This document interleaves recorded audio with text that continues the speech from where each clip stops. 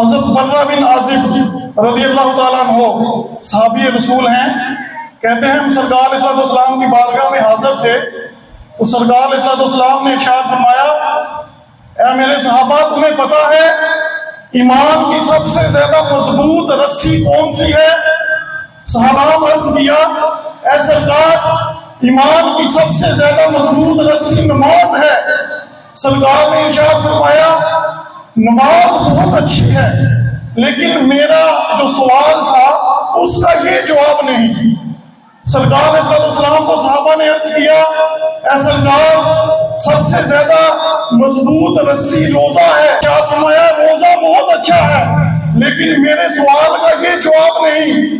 صحابہ نے عرض کیا سرکار سب سے مضبوط رسی زکوٰۃ ہے۔ کیا فرمایا زکوٰۃ بہت اچھی ہے، لیکن میرے سوال کا جواب یہ نہیں۔ صحابہ نے عرض کیا سرکار حج ایمان کی سب سے زیادہ مضبوط رسی ہے۔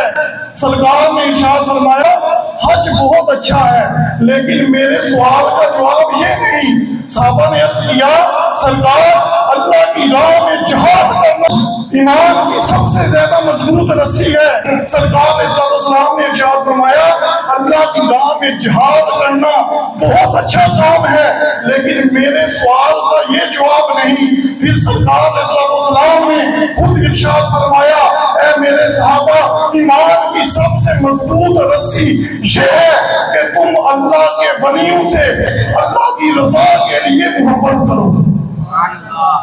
سرکار نے فرمایا ایمان کی سب سے زیادہ مضبوط رسی کہ اللہ کے ولیوں سے اللہ کے بندوں سے اللہ کی رضا کے لیے محبت کی جائے۔